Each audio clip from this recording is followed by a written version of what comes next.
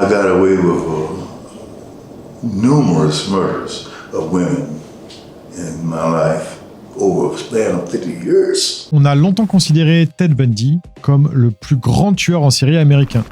Le nombre exact de ses victimes reste flou, mais une chose est sûre, c'est un nombre considérable. Eh bien, figurez-vous que le 6 octobre 2019, Ted Bundy a été rétrogradé à la seconde place. C'est le FBI qui a annoncé qu'un nouveau tueur en série avait surpassé l'horreur dont était capable Ted Bundy. Il s'agit d'un certain Samuel Little, un homme désormais vieux, âgé de 79 ans, malade, diminué, se déplaçant en chaise roulante, mais ça n'a pas toujours été le cas. Et le nombre de ses victimes est complètement hallucinant. En 2018, une course contre la montre s'engage pour tenter d'authentifier, pendant qu'il est encore en vie, un maximum de ses victimes. Le vieillard est désormais considéré comme le tueur en série le plus prolifique des États-Unis avec, roulement de tambour, 93 meurtres supposés à son actif, dont 60 ont déjà été confirmés. Dans cette nouvelle affaire, nous allons explorer les côtés les plus sombres de l'espèce humaine, mais aussi découvrir comment le FBI a réussi à obtenir les confessions du meurtrier et comment le peuple américain a été mis à contribution pour les identifications. Plongeons sans plus attendre dans ce nouvel épisode de HVI avec l'histoire incroyable de Samuel Little. Générique.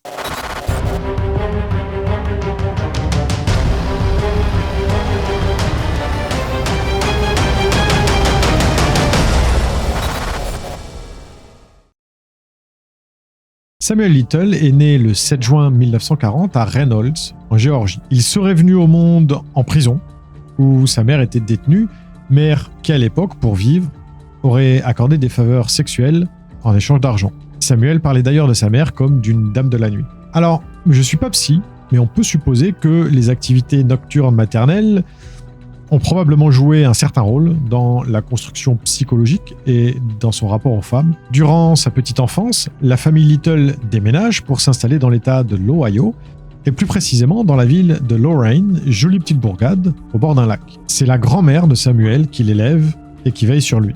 Il se rappellera plus tard avoir commencé à nourrir des fantasmes d'étranglement de femmes alors qu'il n'était qu'un enfant. Ses désirs commencent en effet à se manifester alors qu'il aperçoit sa maîtresse de maternelle se toucher la peau du cou, ce qui procure au bambin une certaine excitation. À l'école, il rencontre pas mal de problèmes. C'est un petit garçon très dissipé. Les punitions pour son comportement indiscipliné commencent d'ailleurs à pleuvoir et il poursuit une scolarité très médiocre jusqu'au lycée. L'école, c'est pas son truc. Pendant son adolescence, Samuel commence à collectionner les numéros des magazines True Crime et True Detective. À l'intérieur, on y trouve des photos de scènes de crimes réelles et des descriptions de morts violentes par asphyxie. Cette littérature nourrit son fantasme. À l'âge de 16 ans, le jeune homme est arrêté pour la première fois. On le soupçonne de violation de domicile dans l'état du Nebraska. Il est reconnu coupable et condamné. Il purge sa peine dans une institution pour jeunes délinquants. À la fin de ses années de lycée, sans surprise, lassé de l'environnement scolaire, il décide de rentrer dans la vie active. Enfin, quand je dis vie active, c'est principalement grâce à des petits vols et du trafic qu'il subsiste, même s'il lui arrive parfois de travailler sur les chantiers. À l'âge de 21 ans, Samuel est arrêté pour des faits de vol avec effraction dans un magasin de meubles à Lorain, la ville qu'il a vu grandir. Il écope d'une peine de 3 ans de prison. En 1964, il en ressort et décide de quitter l'Ohio pour aller tenter sa chance ailleurs. Il navigue alors entre plusieurs États sans que l'on sache précisément lesquels. À la fin des années 60, on sait cependant qu'il déménage en Floride pour aller vivre avec sa mère. Il racontera plus tard avoir souvent travaillé dans des cimetières ou en tant qu'ambulancier à cette période. Il expliquera aussi avoir mené une carrière de boxeur professionnel, disputant des matchs dont les prix, à l'époque, consistaient en de jolies sommes. Mais cette information n'a pas pu être confirmée. Cependant, vu la taille de ses mains et le gabarit du bonhomme, ça semble assez crédible. Il s'agissait peut-être de combats illégaux, ce qui expliquerait qu'il n'y ait pas de traces officielles des exploits sur le ring de Samuel. En 1975, le casier de Samuel Little s'est de plus en plus étoffé. Maintenant âgé de 35 ans, il a déjà été arrêté 26 fois dans 11 États. On lui reproche notamment des vols, des voies de fait, des fraudes, mais aussi et surtout des tentatives de viol. Samuel fréquente beaucoup le milieu de la nuit, où il passe du temps avec des prostituées et leurs proxénètes. En 1982, il est arrêté à Pascagoula, dans le Mississippi. On l'accuse d'avoir tué Melinda Laprie. Melinda est une jeune prostituée de 22 ans qui a disparu des radars en septembre 1982. Un grand jury refuse pourtant d'inculper Samuel pour le meurtre de Melinda, sans que l'on connaisse vraiment les raisons de ce refus. En tout cas, ce qui est sûr, c'est qu'il est toujours dans le collimateur des enquêteurs en charge de l'affaire Laprie lorsqu'il est transféré en Floride. Dans cet état, il est accusé d'un autre meurtre, celui de Patricia Mount. Patricia vendait elle aussi ses charmes, et les témoins de l'accusation affirment reconnaître Samuel Little comme un homme qui connaissait la victime et qui avait passé du temps avec elle la veille de sa disparition. La malheureuse est retrouvée sans vie à l'automne 1982. En raison de diverses incertitudes quant au témoignage, le doute bénéficie encore une fois à l'accusé. Samuel Little est reconnu non coupable du meurtre de Patricia et est acquitté en janvier 1984. Comment peut-on expliquer de tels procès ? Les témoignages ont-ils été estimés peu fiables à cause de la couleur de peau des femmes concernées ou à cause de leur métier de prostituée ? Toujours est-il que, malgré 2 procès pour meurtre dans 2 états différents, Samuel Little a été remis en liberté. Et les autorités semblent, quant à elles, n'avoir jamais établi de corrélation entre ces femmes disparues, malgré un mode opératoire pourtant identifiable. Pourquoi ? Sans doute là encore parce que les techniques de police scientifique étaient bien différentes à l'époque et que la centralisation de l'information était pour ainsi dire inexistante. Quoi qu'il en soit, le traitement des disparitions, qui ont été considérées comme des cas isolés, a permis à Samuel de continuer son itinéraire meurtrier sans être inquiété. C'est en 1984 qu'il s'installe dans le sud de l'État de Californie, à San Diego. Au mois d'octobre de la même année, il est arrêté pour avoir battu 2 prostituées. Cette fois-ci, le coup près tombe, il est condamné et purge une peine de 2 ans et demi de prison. En janvier 1987, libre et ayant payé sa dette à la société, il déménage un peu plus au nord de l'État, à Los Angeles. Dans cette ville que l'on appelle la Cité des Anges, il continue à mener une vie marginale et poursuit sa carrière criminelle tout en continuant à fréquenter les chaudes nuits californiennes. Mais à partir de 1987, on perd complètement la trace de Samuel Little. Pourtant, sa folie meurtrière n'a pas cessé. On sait aujourd'hui qu'entre 1987 et 2012, il a commis au moins 10 meurtres sans jamais se faire repérer.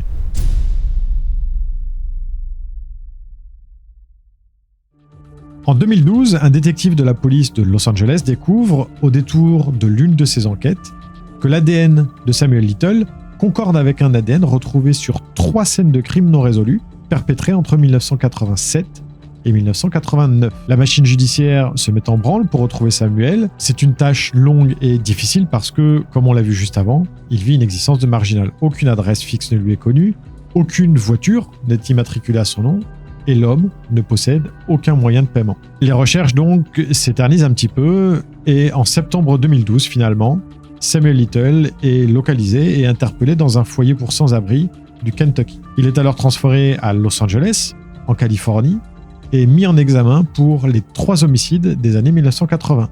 Les victimes sont Audrey Nelson, Carol Elford et Guadalupe Abodacha.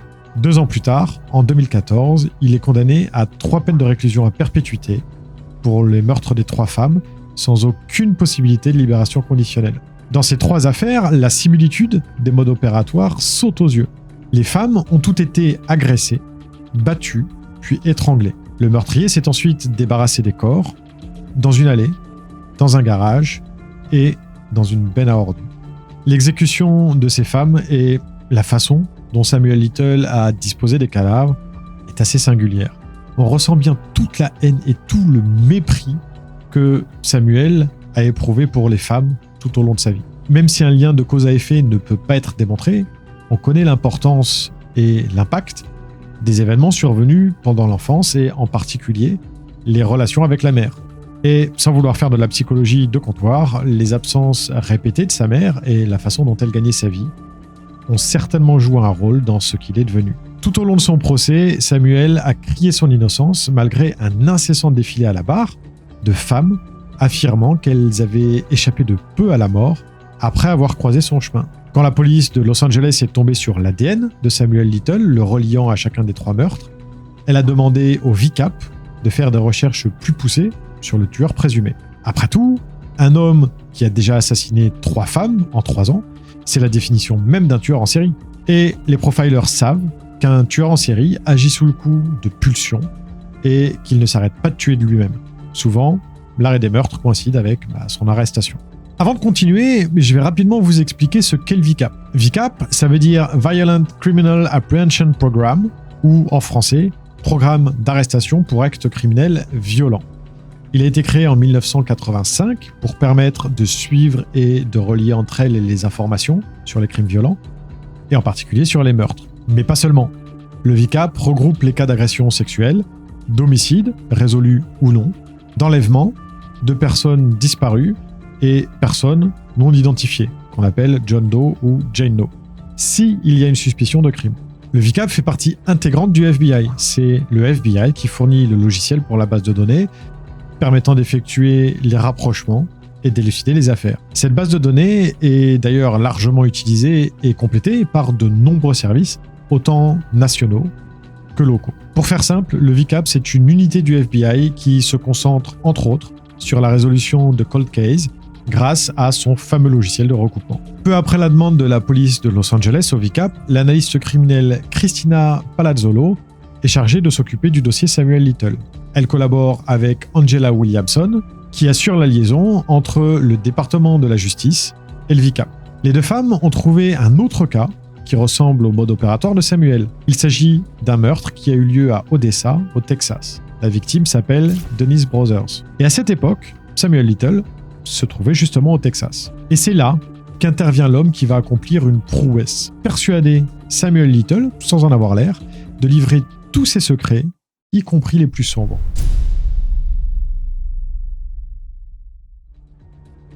James Holland, des Texas Rangers donc, va devenir le confident du tueur en série le plus prolifique des États-Unis d'Amérique. Voilà comment il a incité Samuel à parler. Déjà, James Holland a fait miroiter à Samuel que celui-ci pourrait échapper à la peine de mort en acceptant deux choses. La première, c'est de concéder à son transfert depuis la Californie vers le Texas. Et la seconde, c'est de reconnaître son implication dans le meurtre de Denise Brothers devant un tribunal. Vous reconnaîtrez que pour échapper à la peine capitale, c'est quand même pas très cher payé. Mais Samuel n'est pas né de la dernière pluie, hors de question pour lui de juste prendre les promesses de James Holland pour argent comptant. Il exige comme preuve une lettre émanant du système judiciaire texan, actant que la peine de mort ne serait pas requise s'il plaidait coupable pour l'affaire du meurtre de Denise. Et James répond en lui faisant la promesse que le lendemain, il lui apportera la preuve. Et c'est ce qu'il a fait.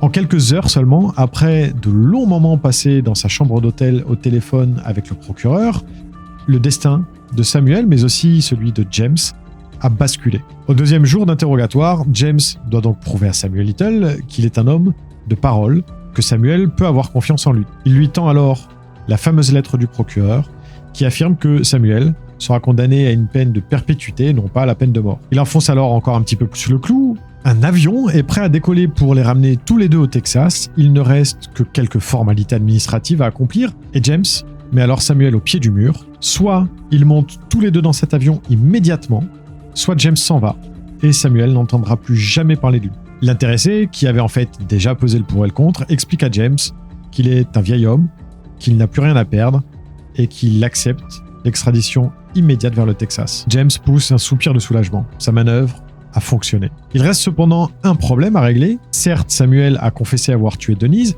mais en dehors de ses fameux aveux, rien d'autre ne vient corroborer les dires de Little. Et le procureur du Texas exige des preuves tangibles. James essaye alors d'obtenir des détails sur Denise, mais surtout sur la façon dont elle a été assassinée.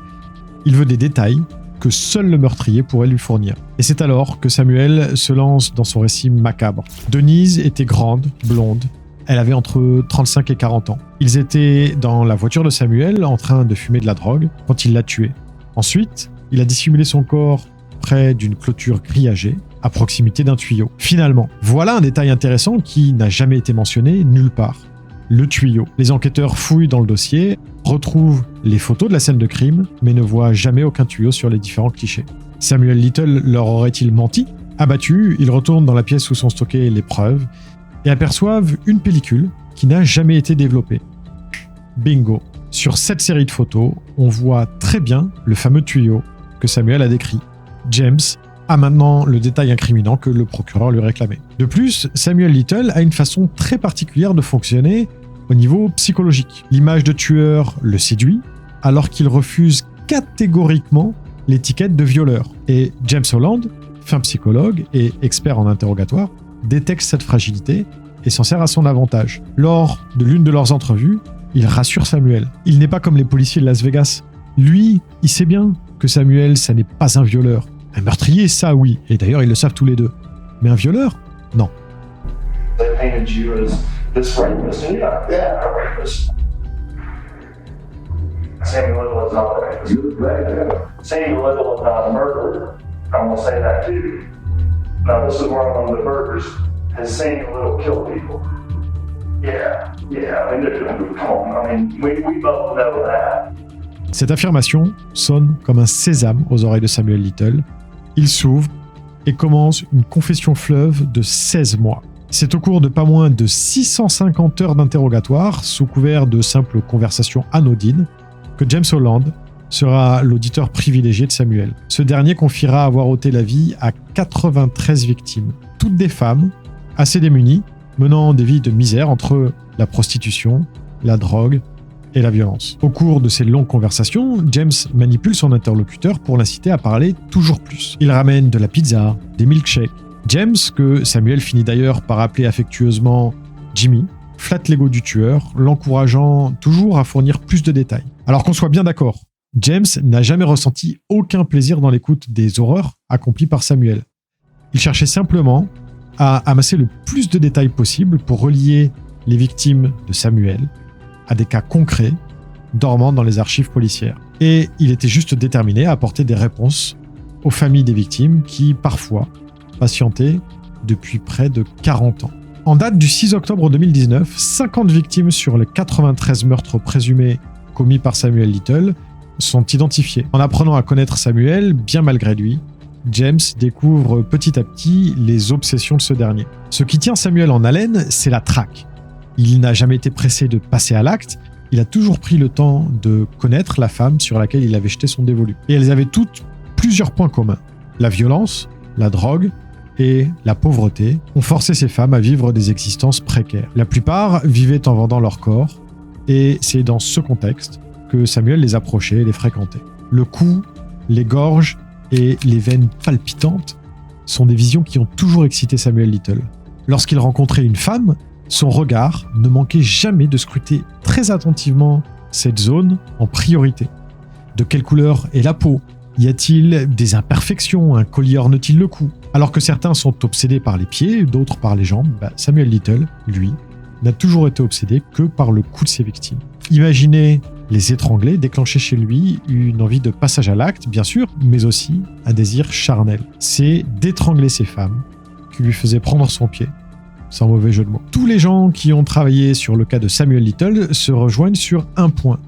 Ses mains sont grandes, immenses même. Elles sont puissantes et on peut facilement imaginer la peur et surtout le sentiment d'impuissance qu'ont dû ressentir ses victimes. Un jour, alors qu'il s'aperçoit que Samuel aime dessiner et a un plutôt bon coup de crayon, James lui fait une demande plutôt singulière. Il lui demande de dessiner les visages de ses victimes. Et étant doté d'une mémoire photographique assez incroyable, avec des coups de crayon assurés, Samuel se met à dépeindre des portraits saisissants. Alors, on n'est pas non plus sur du Michelangelo, qu'on soit bien d'accord, mais en tout cas, le niveau de détail des esquisses a été suffisant pour permettre au FBI d'identifier de très nombreuses victimes de Samuel Little.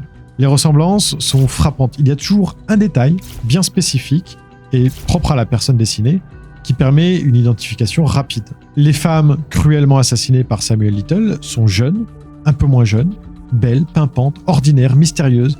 Il y a des blondes, des brunes, des blanches, des noires, des hispaniques. Il y a des femmes au corps sculptural, d'autres un petit peu plus voluptueuses. Mais toutes ont connu une mort violente causée par la folie d'un seul homme. Parfois, à côté d'un des dessins, Samuel inscrit un petit commentaire et le prénom de celle qui ne vit plus désormais que sur le papier. Il note aussi parfois la ville, l'état ou bien l'année et est presque systématiquement en mesure de décrire avec précision l'endroit et la manière dont il s'est débarrassé du corps. Il n'y a que sur les dates que Samuel donne du fil à retordre aux enquêteurs parce que sa mémoire flanche un petit peu de ce côté-là.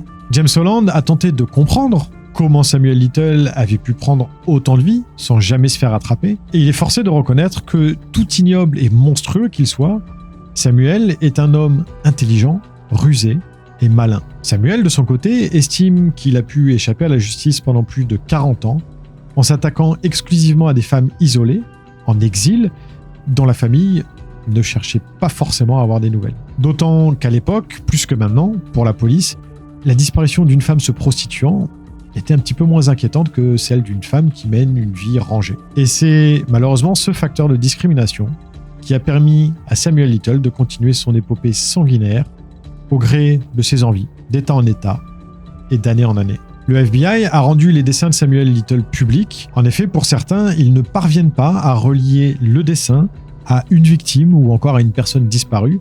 Et c'est pour cette raison que le FBI a demandé la participation active de la population afin de pouvoir mettre un nom sur chaque visage. C'est un événement assez rare pour être souligné. Des interviews ont même été données à la télévision et une page web y est dédiée. J'indiquerai en description l'adresse du site web où vous pouvez consulter ces portraits. Je sais qu'il y a peu de chance, mais si jamais l'un ou l'une d'entre vous était aux États-Unis entre les années 70 et 2005, ou même si vous connaissez quelqu'un dont c'est le cas, n'hésitez pas à aller jeter un coup d'œil, vous pourriez éventuellement être d'une aide précieuse. Parmi ces nombreux cas, certains en particulier sortent du lot. Et je vais vous en parler maintenant avec des extraits vidéo des discussions avec Samuel Little sur ces cas en particulier.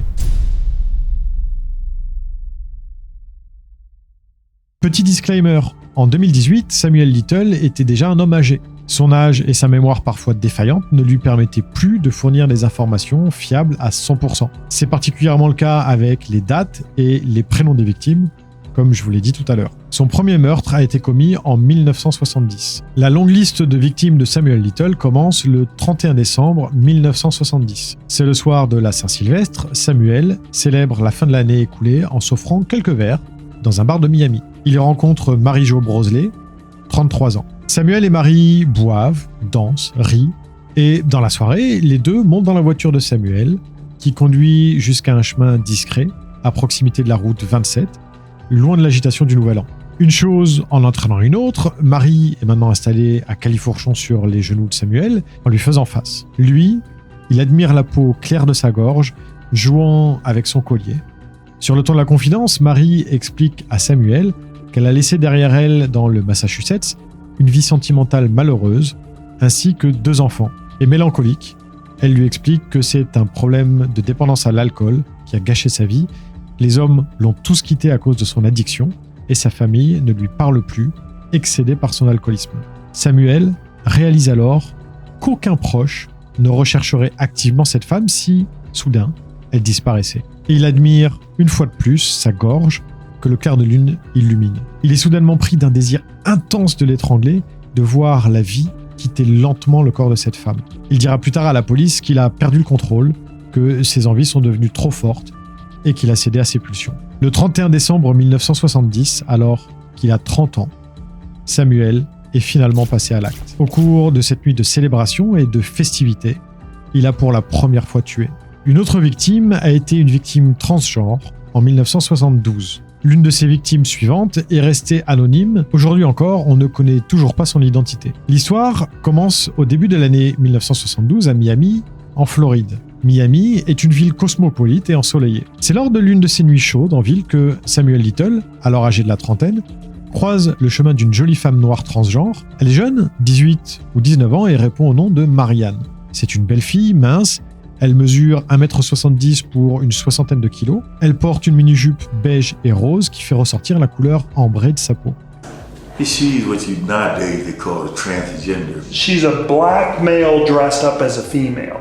Seen her down at the Guar on 17th Avenue, and she had on a short cream miniskirt. Cream and red. Samuel et Marianne se rencontrent dans un bar situé près de la 17e avenue. Ils rient, ils discutent, ils sympathisent, tant et si bien qu'ils décident de se revoir quelques jours plus tard. La seconde soirée a elle aussi lieu dans un bar, et puis une fois de plus, Samuel et Marianne passent une très bonne soirée. Les enquêteurs qui ont rencontré Samuel Little s'accordent tous sur un autre point.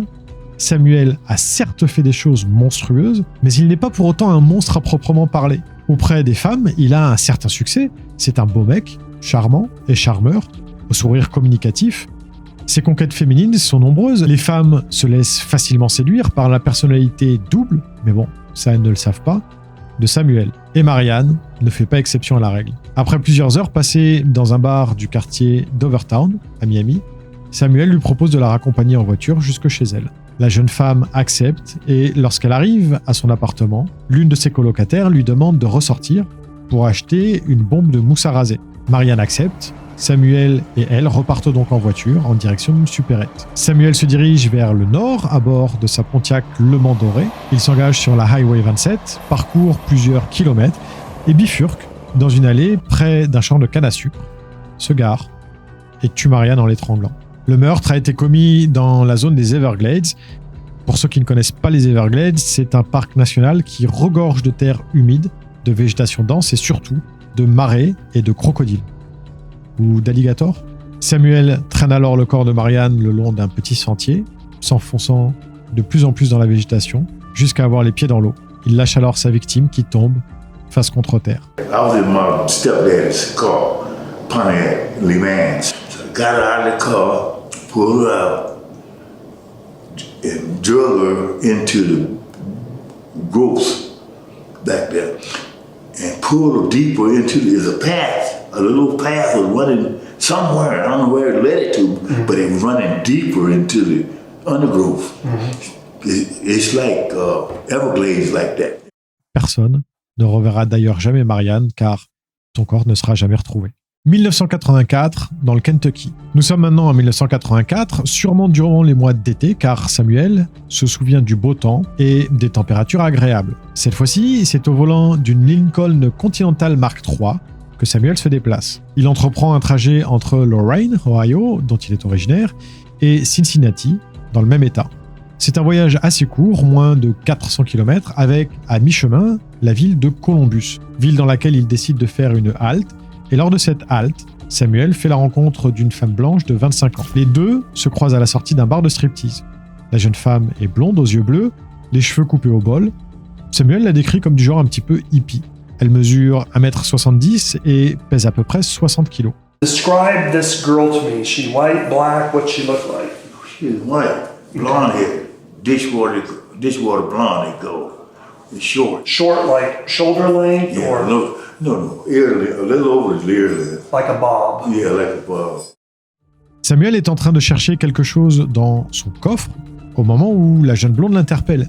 « Hé, tu voudrais bien m'emmener jusqu'à Miami ?» Alors, de nos jours, le stop est vraiment perçu comme un moyen de transport à éviter le plus possible, mais à l'époque, au début des années 80, l'atmosphère était bien plus décontractée. Et faire du stop de l'Ohio jusqu'en Floride à cette époque, c'était finalement assez banal. Samuel accepte de la rapprocher de sa destination et les deux se rendent ensemble à Cincinnati, passent du bon temps sur Vine Street, la rue principale de la ville, qui regorge de bars, de restaurants et de boîtes de nuit. Ils finissent par remonter à bord de la Lincoln de Samuel pour traverser le pont qui relie l'Ohio et le Kentucky. Ils roulent en direction de Covington et repèrent en centre-ville un parc où se déroule un festival de musique. Attirés par le son et la bonne ambiance qui semble y régner, le côté hippie de la jeune femme se réveille et elle essaie de convaincre Samuel de s'arrêter pour profiter de ce bon moment. Mais la présence de la police sur place pour effectuer des contrôles aléatoires dissuade Samuel qui ne s'arrête pas et prend à la place la direction opposée. And there was a park that they were having a festival there. And she heard the music and shit off that band in there. And by her being a hippie type, she wanted to get to that. But the police came over and peeked in our car. We really wanted me to move out of there. So instead of going in there, I took her the other way. Il roule plusieurs kilomètres jusqu'à trouver un endroit discret où il dissimule sa voiture de la vue des éventuels passants. Comme à son habitude, Samuel tue sa proie, il l'étrangle sur la banquette arrière de la voiture. Puis il reprend le volant et s'arrête au sommet d'une colline, sur un chemin de terre, et se débarrasse du corps qu'il laisse dans la végétation. Le corps de cette victime ne sera, lui non plus, jamais retrouvé. Las Vegas en 1993. En 1993, Samuel est en chemin pour se rendre à Los Angeles lorsqu'il décide de s'arrêter à Las Vegas. Il fait la route à bord d'une Cadillac Eldorado jaune de 1978. La voiture, dont la marque est emblématique des belles américaines, se prête particulièrement bien à un road trip. Il ne parvient pas à se souvenir, mais c'est soit sur Jackson Street, soit sur Owens Avenue que Samuel fait la rencontre d'une femme d'une quarantaine d'années. Elle est mince, à la peau noire, et mesure 1,65 m pour un poids de 50-55 kg. Samuel pense qu'elle avait les cheveux courts, mais qu'elle portait une perruque. C'est un signe distinctif sur lequel il insistera quand il dessinera sa victime. La femme est une droguée, d'après Samuel. Elle fait signe à un jeune homme noir d'une vingtaine d'années de venir les rejoindre.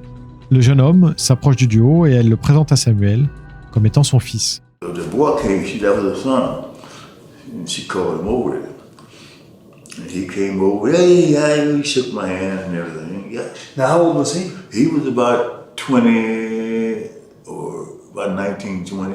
On ne connaît pas les raisons exactes pour lesquelles cette femme a plus tard suivi Samuel jusqu'à sa chambre, située dans un motel, même si on s'en doute un petit peu, mais c'est à l'intérieur de cette chambre qu'il la tue, l'étranglant jusqu'à ce qu'elle décède. Une fois sa basse besogne achevée, Samuel place le corps dans le coffre de sa Cadillac et se dirige vers la Californie. À la sortie de Vegas, dans un endroit où les magasins se font de plus en plus rares et où il a peu de chances d'être aperçu, Samuel balance le corps de sa victime depuis le bord de la route. En contrebas, c'est sur la raide pente du ravin que Samuel regarde rouler et rouler encore le corps de sa victime avant d'être stoppé dans sa course par la végétation. Le corps ne fut jamais découvert. Au printemps 1994, Samuel se trouve dans l'Arkansas, à North Little Rock. Il tombe par hasard sur une maison qui semble être squattée. Sur le porche, 7 filles sont en train de se droguer. Samuel ralentit, s'arrête, se gare et décide d'aller discuter avec ces femmes. Dans le groupe, une des filles, que Samuel appellera Ruth, retiendra son attention. Elle a la peau couleur miel, dit-il. Elle est grande, entre 1,70 m et 1,75 m. Ruth est bien portante. À 24 ans, elle pèse entre 75 et 90 kg, selon les estimations de Samuel. Il décrit aussi la jeune femme comme ayant les dents du bonheur, même si son sourire n'apparaît pas sur le dessin qu'il a fait d'elle. Et il ajoute qu'elle avait de beaux cheveux volumineux. Lorsqu'il est interrogé sur Ruth, Samuel s'exclame « Ah, celle-là, je l'aimais ». Oh man, I loved her. I forget her name. Oh wait, I think it was Ruth. Ayant sympathisé sur le porche tout en partageant des substances illicites, Samuel et Ruth passent 2 ou 3 jours ensemble. Le 21 avril, ils se rendent chez Kroger, un supermarché du coin. À l'intérieur, ils y volent plusieurs articles, mais Samuel est surpris par la sécurité et arrêté par la police. Pendant sa détention, Ruth trouve refuge dans la voiture de Samuel, toujours garée sur le parking de l'enseigne, et le propriétaire des lieux, excédé de voir cette voiture squattée sur son parking et ne pas bouger, décide de retirer sa plainte, juste pour que la voiture et ses occupants débarrassent le plancher. Samuel est donc libéré et il quitte le fameux parking à bord de son véhicule en compagnie de Ruth. Il commence par la conduire chez son ancien petit ami, puis chez elle. Le lendemain, il sonne à la porte de sa nouvelle amie. Il décide d'aller faire un tour en voiture vers Benton ou Bentonville. Revenu ensuite aux abords de Little Rock, Samuel trouve une route sablonneuse et s'y engouffre. Après avoir arrêté son véhicule, il étouffe sa victime, la tuant, elle aussi, à main nue. Une fois Ruth morte, Samuel traîne son corps jusqu'à un champ de maïs situé à côté. Il expliquera qu'il n'a pas pu déplacer le corps plus loin, tellement celui-ci était lourd. They took me to jail, and she went and stayed in the car. And the manager of Kroger's, I guess he got tired of her laying on his property in that car. He called the station where I was at in North Arkansas to drop the charges. Mm-hmm. So he can come down and get this gal and car out of here. They cut me loose. Tristement, le corps de cette jeune femme ne sera jamais retrouvé non plus. Je ne sais pas si vous avez remarqué, mais Samuel associe souvent les filles qu'il a assassinées à la voiture qu'il conduisait sur le moment. Il se repère dans le temps en associant la marque de voiture et son modèle à la période à laquelle il a commis des assassinats. Un peu comme si, au cours de son road trip à travers les États-Unis, les filles n'avaient été que des points d'intérêt parsemés sur un itinéraire sanglant. Bien sûr, dès qu'il tuait une fille dans un état, il le quittait pour pouvoir recommencer plus tard, ailleurs, dans un autre coin du pays. Voilà pour quelques-uns des crimes commis et commentés par Samuel lui-même. Le FBI considère aujourd'hui que les propos tenus par Samuel, pour la plupart, sont crédibles. Les 93 victimes n'ont pas encore toutes été identifiées, mais au moment de l'enregistrement de cette vidéo, 60 affaires non élucidées ont officiellement été attribuées à Samuel Little et le FBI est à peu près certain que les autres victimes qui n'ont pas encore été identifiées, sont bel et bien mortes des mains gigantesques de Samuel Little.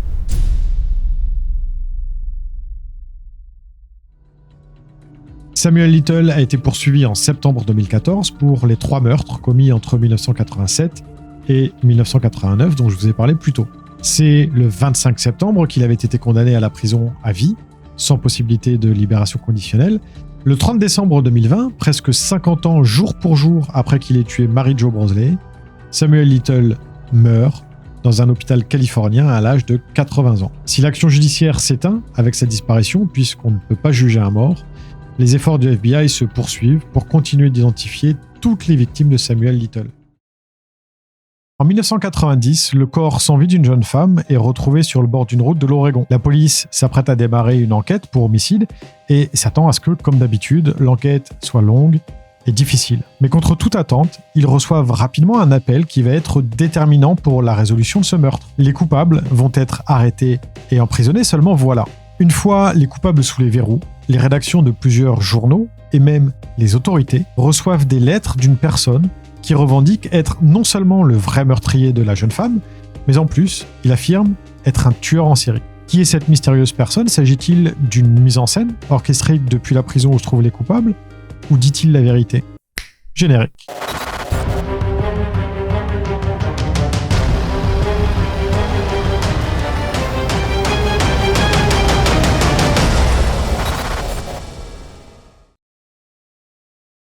Tonya Bennett est une jeune femme de 23 ans, très souriante, qui aime faire de nouvelles rencontres. Elle est également décrite comme une jeune femme un petit peu simple, naïve, et voire même un petit peu retardée, selon Michelle White, sa sœur, mais pour autant, elle adore s'instruire et lire, et c'est d'ailleurs la seule de sa fratrie qui a poursuivi ses études après le bac. Elle aime rencontrer de nouvelles personnes, comme je le disais tout à l'heure, et il semblerait qu'il lui arrive fréquemment de sortir pour faire la fête, et d'avoir des aventures d'un soir avec des hommes rencontrés dans les bars qu'elle fréquente. Mais le 21 janvier 1990, Tonya, contrairement à d'habitude, n'a donné aucune nouvelle à sa famille. Sa mère et sa sœur, inquiètes, décident donc de déclarer sa disparition aux autorités. Entre-temps, un cycliste fait une macabre découverte sur la route qui mène à Vista House, un monument et un point de vue à l'est de Portland.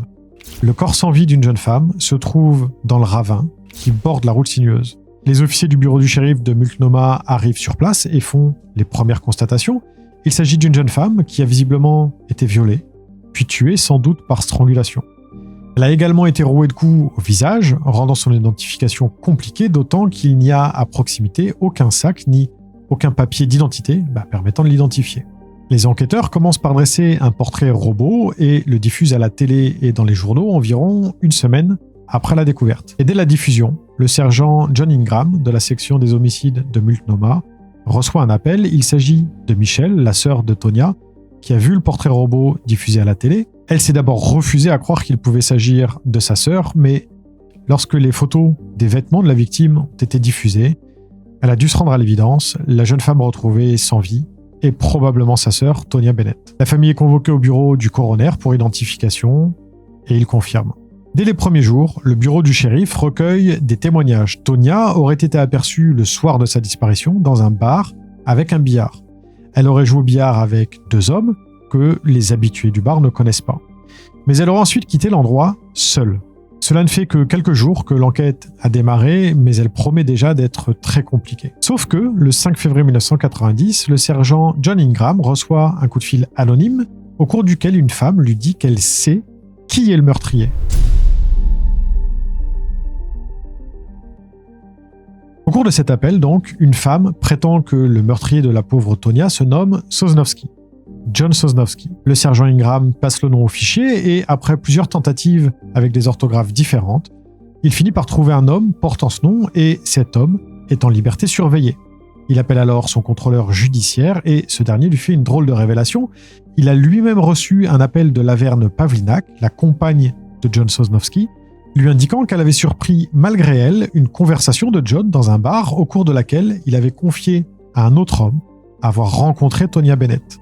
Puis il avait enchaîné en prétendant qu'il l'avait emmenée avec lui en voiture et l'avait tuée avant de se débarrasser de son corps aux abords de Vista House. Mais les enquêteurs décident donc de rendre visite à la fameuse Laverne Pavlinac. Il s'agit d'une dame de 58 ans, très cordiale et très polie. Le sergent Ingram commence par lui demander pourquoi elle a mis plusieurs jours avant de se manifester, et elle répond que son compagnon, alcoolique, peut parfois s'avérer violent et qu'elle a tout simplement peur de lui. Puis elle raconte comment, le soir du 21 janvier, elle l'a conduit à un bar, le JB's Lounge, à Portland. Lorsqu'il est rentré entre 1h et 2h du matin, il s'est immédiatement dirigé vers la salle de bain et a pris une douche, chose plutôt inhabituelle. Pas de prendre une douche, mais d'en prendre une aussi tard et en rentrant du bar. Et puis, il est ensuite allé se coucher immédiatement. Le lendemain matin, selon elle, elle a aperçu des bleus sur sa hanche et il s'est plaint de douleurs aux poignets et aux mains. Bien décidés à en savoir plus, les enquêteurs convoquent John Sosnowski pour lui poser des questions. Do you know Tanya Ann Bennett? Not to my recollection, sir. We have been to your apartment and retrieved one of them being a piece of paper with the name T. Bennett. Is that your printing? I cannot answer that in full. Mais même si les enquêteurs ne le croient pas vraiment, les preuves sont insuffisantes et l'homme est relâché. En revanche, Laverne Pavlinac accepte d'être équipé d'un micro et il lui est demandé d'essayer d'obtenir des aveux le soir, une fois rentré à leur domicile. Mais là non plus, l'homme n'avouera rien. Quelques jours passent et Laverne Pavlinac téléphone aux enquêteurs, leur demandant de venir chez elle. Lorsqu'ils arrivent, elle leur remet un sac en papier contenant des preuves qu'elle a, dit-elle, retrouvées dans sa maison. Un sac à main, qui pourrait très bien être celui de Tonya Bennett, et surtout, une braguette de gin. Et cette braguette, il se trouve qu'elle manquait effectivement au gin de la victime aussi, mais ce détail n'avait jamais été communiqué à la presse. John Sosnowski est donc de nouveau convoqué et interrogé, et cette fois-ci, il reconnaît avoir rencontré Tonya au bar le soir de son meurtre. Seen T. Bennett at JB's truck stop on several occasions. Voilà qui devient intéressant. Il ne s'agit pas encore d'aveux, mais c'est en bonne voie. Et en parallèle, les résultats du labo reviennent. La braguette donnée par Laverne ne correspond pas au gin retrouvé sur la victime, et Tonya n'a jamais eu de sac similaire, en tout cas selon sa famille. Les enquêteurs retournent donc la voir et lui demandent ce que ça signifie. La vieille dame craque et leur explique qu'elle a fabriqué des preuves afin de faciliter le travail de la police et de faire arrêter son compagnon, John Sosnowski. Ils reprennent donc tout à zéro et lui demandent de raconter une fois encore toute l'histoire. La vieille dame livre alors une version différente. En fait, John l'a appelé paniqué pour lui dire de venir le chercher au bar. Et il lui a demandé d'emmener avec elle quelque chose de large pour envelopper quelque chose de volumineux. Elle a donc pris un rideau de douche bleu. En arrivant sur place, elle a trouvé John caché sur le parking entre deux véhicules avec, à ses pieds, une femme inanimée. Laverne lui a alors demandé si elle était malade ou un truc du genre et il lui a répondu « Pire, elle est morte ». Il a enveloppé la femme dans le rideau de douche, l'a chargée dans la voiture, puis a ordonné à Laverne de démarrer. Laverne a alors suggéré d'aller à l'hôpital, mais John Sosnowski lui a répondu en la menaçant si elle dit quoi que ce soit. Il lui fera payer, non seulement il la tuera, mais en plus, il s'en prendra aussi à ses petits-enfants. Terrorisée, elle a alors conduit jusqu'à Vista House, où il s'est débarrassé du corps. Les enquêteurs en sont maintenant convaincus, John Sosnowski est leur homme. Mais pour mettre toutes les chances de leur côté, pour le faire condamner devant un tribunal, ils demandent à Laverne de les accompagner sur la route de Vista House et de leur indiquer l'endroit exact où John Sosnowski s'est débarrassé du corps. Parce que, là encore, c'est une information qui n'a pas été communiquée publiquement. Ils empruntent donc la route sinueuse, passent Vista House, puis redescendent vers l'est. Ils passent devant l'endroit de la découverte du corps et le dépassent sans que Laverne ne dise rien, quand soudain, elle leur dit de faire demi-tour. Et elle finit par leur demander de se garer avant de descendre du véhicule et de pointer l'endroit exact où le corps a été retrouvé. Ça ne fait maintenant plus aucun doute, elle dit la vérité. John Sosnowski est donc arrêté et inculpé pour meurtre. Oui mais voilà, 5 jours plus tard, Laverne Pavlinac rappelle le sergent Ingram et lui dit qu'elle voudrait revenir sur sa déposition. Il retourne donc voir la vieille dame et, une fois encore, elle donne une version complètement différente. Lorsqu'elle est arrivée sur le parking du bar, dit-elle maintenant, la femme était en fait en vie et en train de se chamailler avec John. Pas méchamment, plutôt comme un jeu. Ils sont tous les deux montés dans la voiture à l'arrière en riant et John Sosnowski a dit à Laverne de se rendre à Vista House. En trajet, la femme a giflé John qui a répliqué en lui donnant un coup de poing au visage et les deux ont continué de rigoler. Laverne s'est garée sur le parking de Vista House et elle est restée dans la voiture pendant que John et la femme sont entrés dans la structure pour y avoir une relation sexuelle. Au bout d'un moment, John est revenu à la voiture pour y prendre de la corde pour, dit-il, rendre les choses un petit peu plus excitantes. et il a demandé à Laverne de l'accompagner. Il a ensuite placé la corde autour du cou de la femme, qui semblait plutôt amusée de la situation, et a ordonné à Laverne de maintenir la corde pendant que lui continuait ce qu'il avait commencé. Ce qu'elle avait fait, mais en fermant les yeux pour ne pas voir son compagnon faire l'amour à cette autre femme. Et lorsqu'elle les a rouverts, la femme était inanimée. Elle avait sans doute serré trop fort, la tuant. C'est alors qu'ils s'étaient tous les deux débarrassés du corps, à quelques kilomètres de là. C'est un coup de massue pour Ingram. La petite mamie, avenante, gentille et cordiale, pourrait-elle en fait être une meurtrière? Ils ont du mal à y croire et pour s'en convaincre, il convoque sa fille et demande à Laverne de recommencer son récit depuis le début, mais au lieu de le leur raconter à eux, de le dire à sa fille. Ils sont persuadés que jamais elle ne raconterait de telles horreurs à sa fille si elles n'étaient pas vraies. Et Laverne s'exécute devant sa fille, stupéfaite. Have her tell me this story. And I looked at her again and I said, Mom, are you sure? And she goes, well, they told me I had to tell you this. Because if I told you, then they would believe me. Elle est donc à son tour arrêtée et inculpée pour meurtre. Le procès démarre le 24 janvier 1991. Au cours du procès, Laverne Pavlinac essaye de revenir sur ses déclarations en expliquant qu'elle a en fait menti dans le seul but d'échapper à un petit ami alcoolique et violent. Qu'elle a commencé par un petit mensonge et qu'elle s'est ensuite sentie obligée de renchérir à chaque fois un petit peu plus, de peur que ce ne soit pas suffisant pour faire arrêter l'homme qui lui faisait si peur. Mais cela ne convainc ni le procureur ni le jury. Pendant le procès, un graffiti revendiquant le meurtre de Tonya Bennett est découvert sur le mur de toilette publique. Il est écrit « 21 janvier 90, j'ai tué Tanya Bennett à Portland. 2 personnes ont porté le chapeau, donc je peux encore tuer. J'ai coupé les boutons du jean, preuve. » Mais le message est ignoré parce que, selon l'accusation, il est très plausible que John Sosnowski ou Laverne Pavlinac aient simplement demandé à quelqu'un à l'extérieur de l'écrire histoire de les faire disculper. Laverne Pavlinac, malgré sa rétractation, est jugée coupable par le jury. Elle est condamnée à la prison à perpétuité avec une peine de sûreté de 10 ans. John Sosnowski, afin d'éviter la peine de mort, décide de plaider pas de contestation en disant qu'il ne se souvient tout simplement pas de cette soirée et ne sait pas si les dires de Laverne Pavlinac sont vrais ou non. En gros, pas de contestation, c'est presque comme de plaider coupable, sauf que c'est pas vraiment coupable. Je sais pas trop comment l'expliquer, je suis pas sûr de l'avoir compris moi-même, donc si jamais il y a des juristes qui veulent détailler un petit peu dans les commentaires, n'hésitez pas. John Sosnowski est lui aussi condamné à la prison à perpétuité. L'histoire pourrait s'arrêter là, sauf que le message écrit sur le mur des toilettes publiques a bel et bien été écrit par le vrai meurtrier de Tonya. Keith Hunter Jesperson est né le 6 avril 1955 à Chilliwack, au Canada. Puis la famille déménage et part s'installer aux États-Unis et plus précisément à Selah, dans l'État de Washington. Depuis toujours, Keith est grand pour son âge, très grand, et ça lui vaut d'être rejeté et moqué non seulement par sa famille, mais aussi par ses camarades d'école. De fil en aiguille, son comportement à l'école se dégrade et il a souvent des réprimandes, suite à quoi son père le punit en lui infligeant notamment des coups de ceinture. Son père, d'ailleurs, ne semble pas avoir une grande estime de Keith et le rabaisse constamment. Les seules fois où il semble faire preuve d'un sursaut de fierté, c'est quand le petit garçon inflige des sévices à des animaux. Keith Jesperson semble en effet prendre plaisir à torturer puis à tuer des animaux. Des chats, des corbeaux et des petits chiens trouvés dans le voisinage. Mais rapidement, les animaux ne suffisent plus et l'enfant se surprend à vouloir faire la même chose à des êtres humains. C'est ainsi qu'un jour, au parc, il laisse volontairement une pierre dévaler un toboggan et la pierre finit sa course dans la tête de son frère Brad. Un autre jour encore, Keith est avec l'un de ses rares copains, Martin, avec qui il a l'habitude de traîner et de faire des bêtises.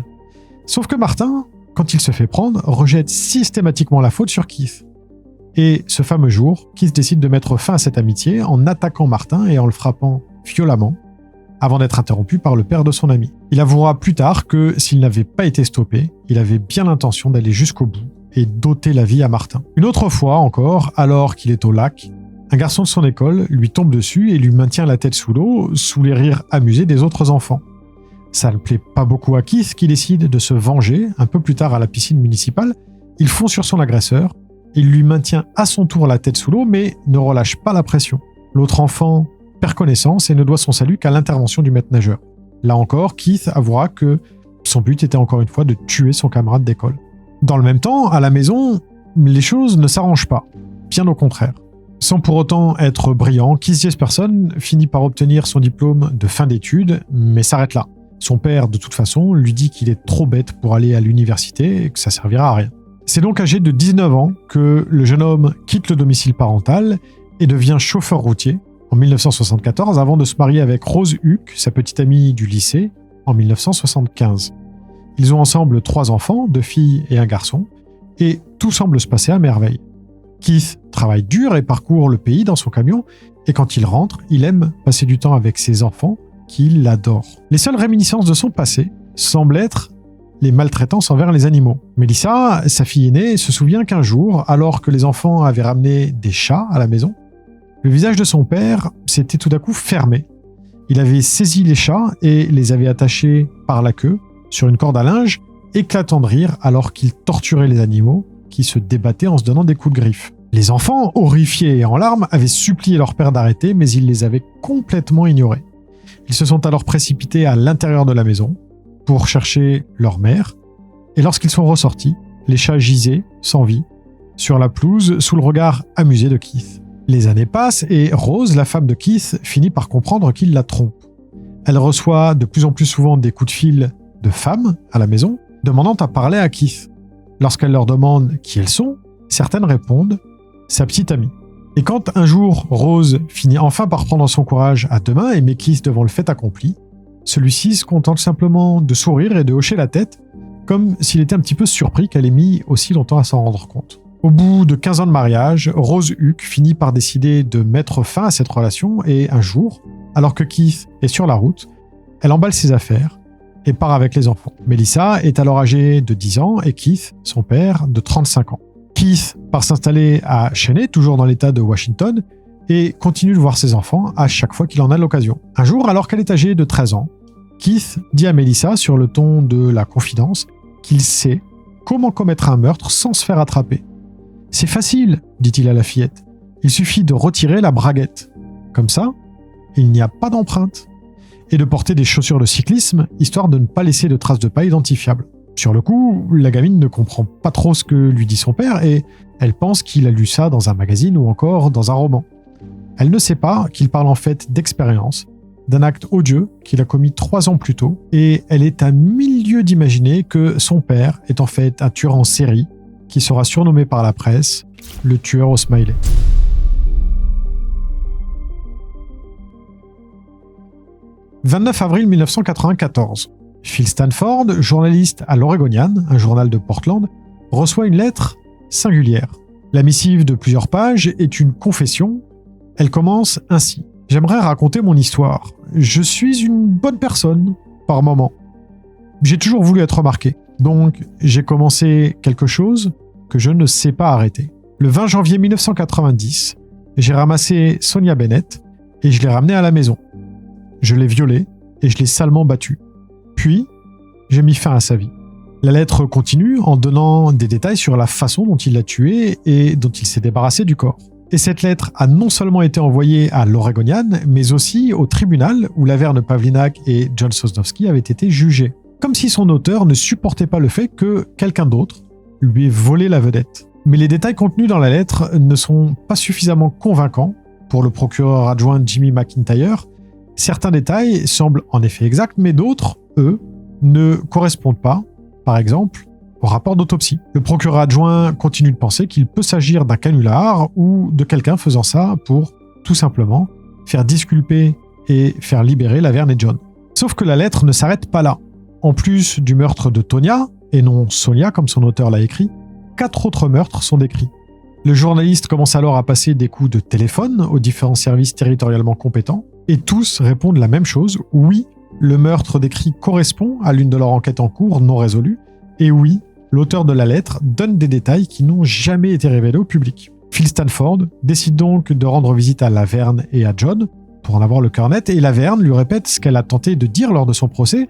Elle a fait ça pour échapper à son petit ami violent, et puis les choses se sont enchaînées et ont eu une espèce d'effet boule de neige.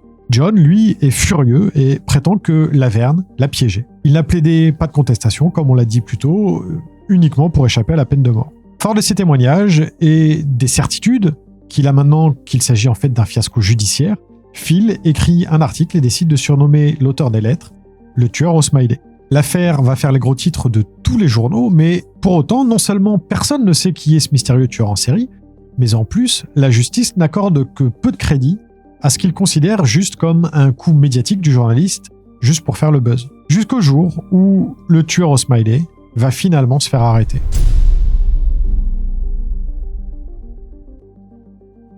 Il a ôté la vie à 8 femmes entre 1990 et 1995. Sa dernière victime, Judy Winningham, était sa petite amie de longue date et il l'a tuée parce que, selon lui, elle n'était intéressée que par son argent.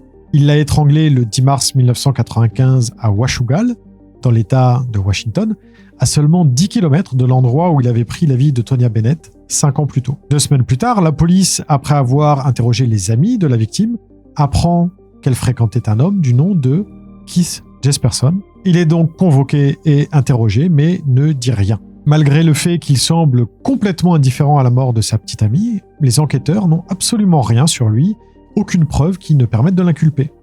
Il est donc relâché. Mais Keith sent que l'étau se resserre et, dans les jours qui suivent, il fait 2 tentatives de suicide. Après quoi, il rappelle les enquêteurs et au téléphone, il leur avoue le meurtre de Judy Winningham, demandant ce qu'il doit faire, et son interlocuteur, qui n'est autre que John Ingram, lui dit d'attendre dans le café dans lequel il se trouve, les mains bien en évidence sur la table. Il va envoyer une patrouille pour l'interpeller. Au fur et à mesure de ses interrogatoires, Keith Jesperson avouera le meurtre de 8 personnes donc, et reconnaît être l'auteur des lettres, le fameux tueur au smiley. Son ADN sera comparé à l'ADN retrouvé au dos d'un timbre et il sera confirmé que c'est bel et bien lui qui les a écrites et qui les a envoyées. Au cours de son procès, il n'a exprimé absolument aucun remords. Il a regardé les proches des victimes dans les yeux, sans sourciller. Keith Hunter Jesperson a été condamné à 4 peines de prison à perpétuité. Non content de l'attention dont il a bénéficié, il aurait prétendu avoir tué au total 185 femmes. Mais seules 8 ont été confirmées par les enquêteurs et ils pensent que la surenchère a eu pour simple but d'obtenir plus d'attention de la part des médias. Keith Hunter Jesperson, après avoir été quitté par sa femme, vient maintenant de se faire larguer par sa petite amie, Roberta Ellis, qui est partie avec un autre homme. Son ego en a pris un coup et il commence à se dire que les relations amoureuses, au final, c'est peut-être beaucoup d'efforts pour pas grand-chose. Peut-être que de simples aventures d'un soir, juste pour le sexe, ça serait plus simple. C'est donc dans cet état d'esprit que le 21 janvier 1990, il se rend dans un bar qui s'appelle le B&I Tavern en début d'après-midi. Il est aux alentours de 13h et le bar est vide, à l'exception d'une jeune femme qui joue au billard avec 2 hommes. Keith se dirige vers l'un des billards et joue seul. Lorsqu'à un moment il se dirige vers le bar pour commander à boire, la jeune femme s'approche de lui et, sans un mot, le prend dans ses bras avant de lui demander s'il veut se joindre à eux. Jetant un petit coup d'œil rapide aux 2 hommes, il comprend que la compétition pour obtenir les faveurs de la jeune femme est déjà bien engagée et qu'il n'est pas vraiment le bienvenu. Il décline donc l'offre et joue seul pendant 1 heure, mais jette de temps en temps des petits coups d'œil discrets à la jeune femme. Elle est plus jeune que lui d'une dizaine d'années et c'est plutôt une jolie fille, mais il semble difficile de pouvoir la ramener chez lui. Il finit donc par rentrer seul chez lui, à quelques pâtés de maison seulement du bar. Aux alentours de 17h, il décide de ressortir et de retourner faire quelques parties de billard, mais à cette heure-là, le B&I est blindé et il y a bien trop de monde qui attend pour pouvoir jouer. Il ressort donc et se dirige vers sa voiture lorsqu'il aperçoit la jeune fille rencontrée plus tôt, seule, sur le parking. Il l'interpelle et, devant sa méfiance, il lui rappelle qu'ils se sont vus un petit peu plus tôt dans la journée et qu'elle l'avait enlacé. Puis il enchaîne en l'invitant à aller manger un morceau avec lui et elle accepte. Sauf que, dit-il, il a oublié de prendre son portefeuille et doit d'abord passer rapidement chez lui pour le récupérer. Elle n'a qu'à monter avec lui en voiture et l'accompagner si elle le souhaite. Et les voilà tous les deux chez Keith. La jeune femme, vous l'avez compris, c'est Tonya Bennett, dont j'ai d'ailleurs écorché le prénom dans la vidéo précédente. Même si ça s'écrit Tonya, ça se prononce en fait Tanya. Keith va fouiller dans une chambre pendant que Tanya reste dans l'entrée et jette un petit coup d'œil aux alentours pour voir l'environnement dans lequel elle se trouve. Et tout à coup, Keith arrive derrière elle et l'embrasse dans le cou. Elle se retourne et ils s'embrassent, puis Keith l'emmène sur un matelas qui se trouve dans le salon. Il l'allonge, commence à essayer de déboutonner son jean, mais Tanya semble n'avoir aucune réaction, ce qui surprend Keith et il lui demande alors ce qui ne va pas. Dans un soupir, elle lâche un « Allez, dépêche-toi qu'on en finisse », avant de finalement le repousser et lui donner une gifle en s'exclamant « Laisse-moi tranquille !» Cette gifle, Keith ne la supporte pas. Il réplique avec un coup de poing suivi d'un autre et encore un autre et à chaque fois un petit peu plus fort. Et il ne s'arrête que lorsque Tanya se met à supplier et a appelé au secours sa maman.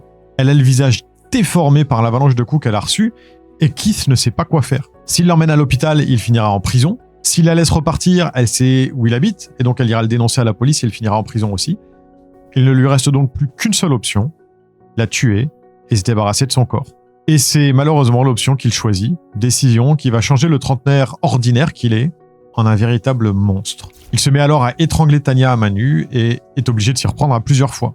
Lorsque la vie a quitté le corps de la jeune femme, il va chercher une cordelette et l'utilise pour s'assurer qu'elle est bien morte. Puis il découpe la braguette de la jeune femme parce que lorsqu'il a essayé de déboutonner le jean, il a probablement laissé des empreintes digitales sur le métal des boutons. Après quoi, il décide de retourner au BNI pendant 1 heure à peu près pour avoir un alibi et il s'assure bien que la serveuse le voit quitter l'établissement seul. Puis il retourne chez lui, s'assure que personne ne le voit et porte le corps de la malheureuse dans sa voiture avant de conduire jusqu'à Vista House. L'endroit a de nombreux visiteurs, parfait se dit-il, ça lui permettra de passer plus facilement inaperçu. Il conduit alors sur la route qui redescend à l'est du monument et alors que la nuit commence à tomber, il s'arrête à un endroit où un ravin plonge dans l'obscurité. Il s'assure que personne n'arrive sur la route ni par en haut ni par en bas et se précipite pour traîner le corps de Tanya dans le contrebas. N'ayant plus de braguette, le jean de cette dernière glisse sur ses chevilles, ce qui fera d'ailleurs penser aux enquêteurs qu'elle a été violée, alors que ce n'est a priori pas le cas. Il remonte vite en voiture et quitte les lieux, puis se débarrasse de tout ce qui a appartenu à Tanya à différents endroits. Il se débarrasse entre autres de son Walkman en le jetant dans la Sandy River à 5 km de là, et son sac ainsi que sa carte d'identité à un autre endroit rempli de ronces sur une route longeant la même rivière.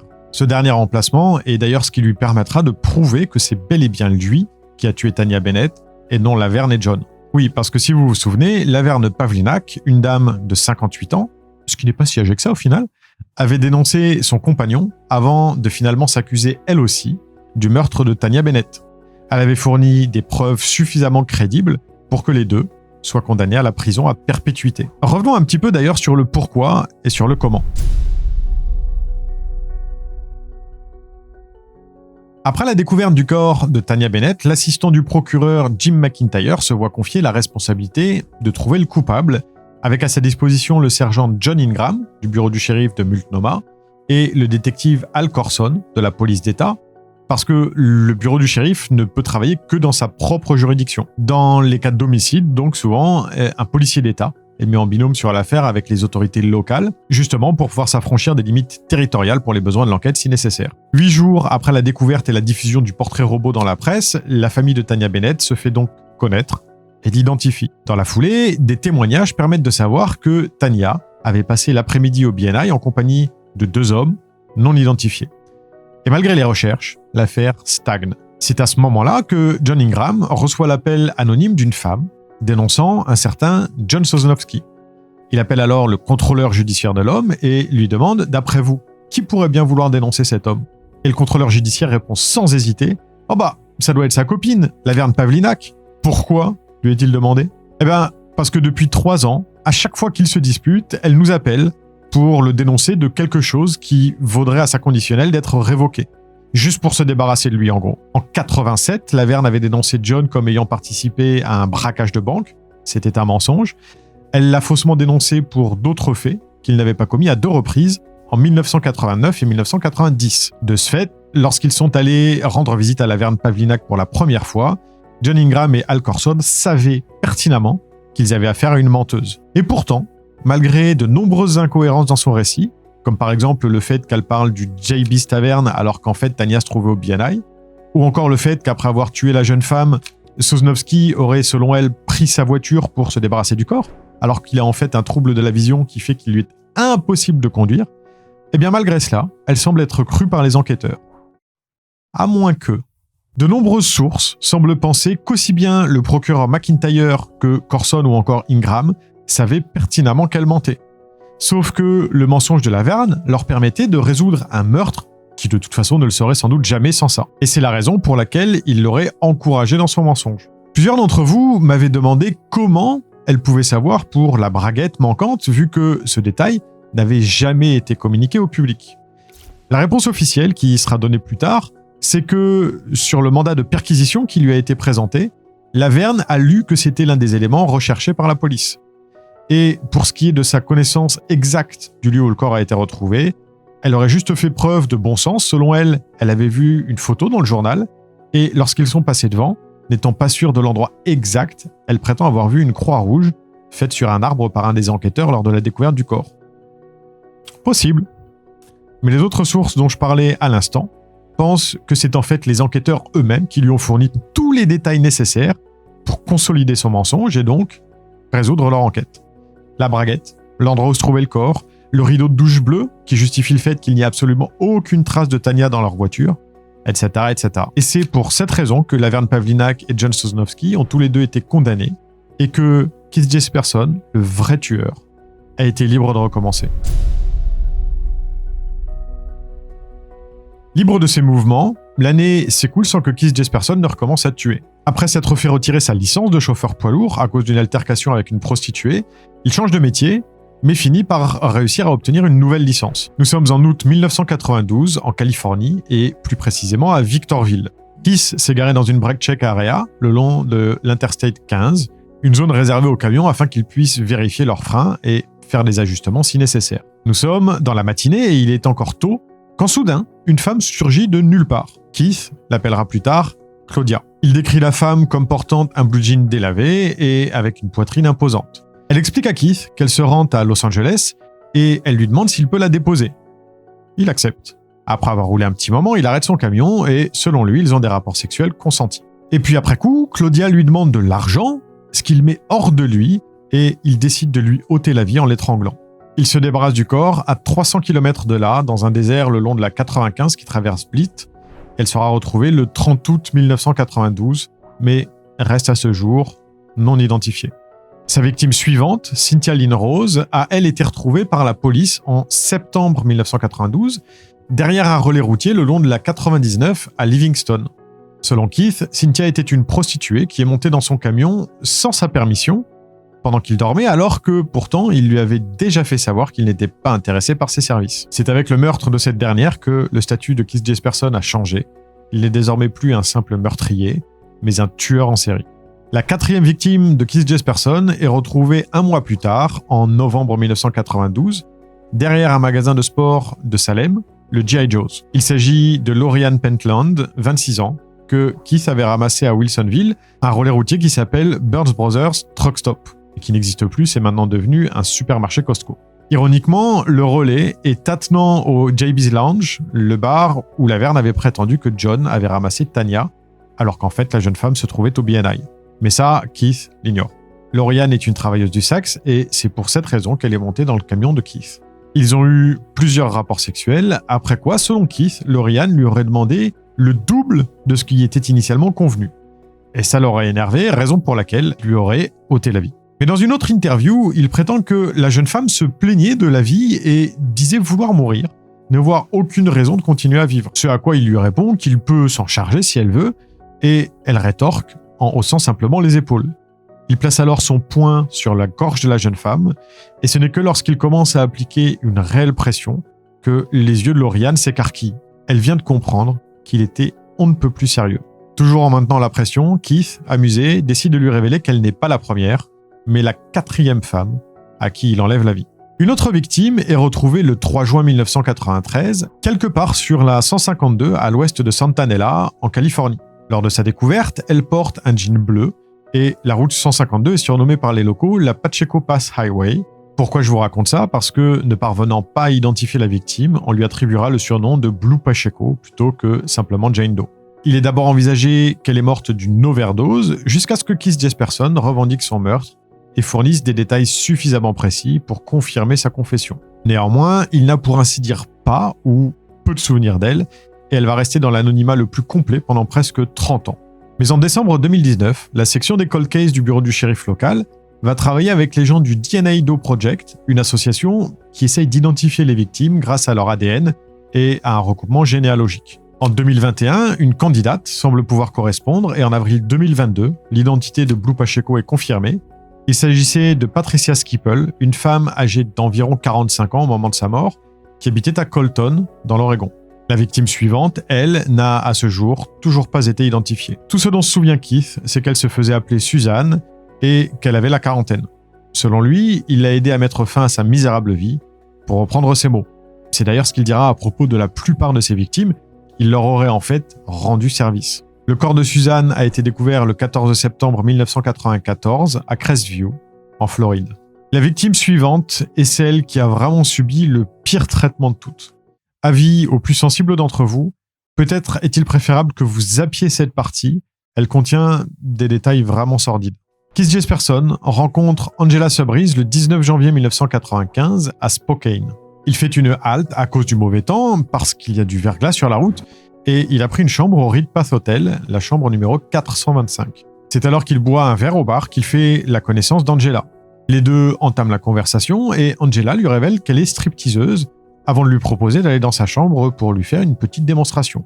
Une fois la danse terminée, les deux ont plusieurs rapports sexuels, jusque tard, dans la nuit, et le lendemain matin, Angela décide de faire un petit bout de chemin avec Keith dans son camion. Keith, lui, est ravi. L'idée de pouvoir des relations avec la femme à chaque fois qu'il en a envie n'est pas vraiment pour lui déplaire. Mais au fur et à mesure, selon lui, Angela devient de plus en plus agaçante, lui demandant, entre autres, de faire des détours pour voir des amis habitant plus ou moins sur son itinéraire, ce qu'il refuse. Et elle se plaint d'être complètement fauchée. D'ailleurs, à un moment, elle demande à Keith si elle peut utiliser sa carte téléphonique prépayée AT&T pour appeler son père et lui demander de lui envoyer un petit peu d'argent. Il accepte, mais le père lui refuse. Angela appelle ensuite un ancien petit ami et lui annonce être enceinte. Keith se voit soudainement ressentir de l'empathie, non pas pour Angela, mais pour l'homme. Et il se demande ce qu'il arriverait si elle faisait pareil avec lui plus tard. De plus, il commence à être exténué et s'arrête pour dormir, mais il semblerait qu'Angela ne l'entende pas de cette oreille. À chaque fois qu'il commence à piquer du nez, elle le réveille et lui demande quand est-ce qu'ils vont enfin se remettre en route. Au bout d'un moment, dit-il, il pète un câble et lui saute dessus, l'attrape à la gorge et la traîne sur la couchette de sa cabine. Puis il serre la gorge de la malheureuse de toutes ses forces. Dans un soupir, elle arrive à supplier « S'il te plaît, ne me fais pas de mal !» Ce à quoi il répond en se penchant pour chuchoter à son oreille « Je ne vais pas te faire de mal, Angela. Je vais te tuer et éviter à ton petit ami toute une vie de souffrance en partageant la tienne de vie, tout ça à cause d'un gamin. » Et lentement, il regarde la vie quitter les yeux de sa victime. Une fois morte, il commence à réfléchir. La jeune femme a utilisé sa carte AT&T à 2 reprises, prouvant, si on la retrouve, qu'il est sans doute une des dernières personnes à l'avoir vue en vie. Parce que ces cartes-là, les cartes AT&T, ce sont des cartes nominatives. Il lui faut donc trouver une solution à ce problème. Il s'arrête dans un fast-food et revient manger les hamburgers dans sa couchette, en faisant tout seul des blagues au sujet de sa victime, allongée morte à même pas 1 mètre de lui. Et soudain, il a une idée. Ce qu'il faut, c'est que l'on ne puisse pas identifier Angela. Pour cela, il n'a qu'à attacher la malheureuse sous son camion et rouler suffisamment longtemps à bonne allure. S'il s'y prend correctement, la friction devrait permettre de la rendre complètement impossible à identifier. De plus, les conditions météo étant ce qu'elles sont, non seulement il y a peu de monde sur la route, mais en plus, les gens roulent par paquets, coincés derrière un véhicule un petit peu plus lent. Donc, en planifiant correctement, il devrait pouvoir être possible de rouler entre 2 groupes et, de fait, de passer inaperçu. Et c'est donc ce qu'il fait. Il attache Angela sous le camion par les chevilles et s'assure que ses mains ainsi que son visage touchent le sol. Après avoir roulé plusieurs dizaines de kilomètres sur la I-80, nerveux que quelqu'un se rende compte de quelque chose, il finit par sortir de la voie rapide et se débarrasse du corps sur le bord de la route à proximité d'une clôture.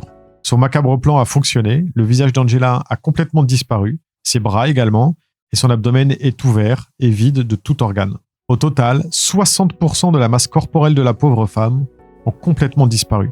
Son corps ne sera retrouvé que 8 mois plus tard, en septembre de la même année. Et sa dernière victime est Julie Winningham, celle qui permettra d'enfin mettre un terme à sa folie meurtrière. Julie Winningham, 41 ans, est originaire de Camas, dans l'État de Washington. C'est une prostituée, mais Keith ne paye pas pour ses services. Ils ont pour ainsi dire une sorte de relation amoureuse, avec des périodes où ils sont ensemble et d'autres où ils rompent. Un des points qui agace Keith au plus haut point, selon lui, c'est que, même si elle ne le fait pas payer, Julie trouve toujours un moyen détourné de demander de l'argent pour acheter ceci ou pour payer cela.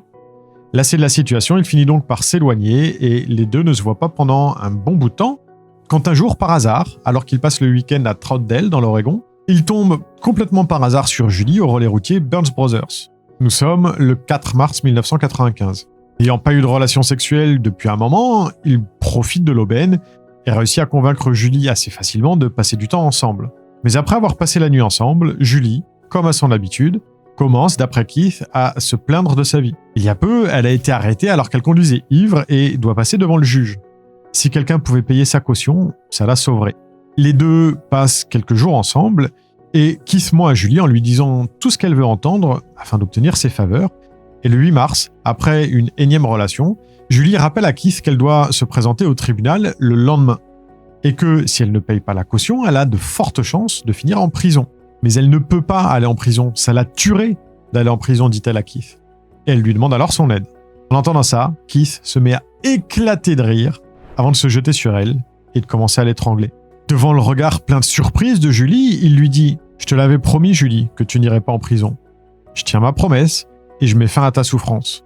Au revoir, je te revois dans l'au-delà. » Puis il sort le corps nu et s'envie de son camion et le jette sur le bas-côté à proximité d'un tas de détritus. Le corps sera retrouvé 2 jours plus tard, le 10 mars 1995, et il va rapidement mener les enquêteurs à Keith Jesperson.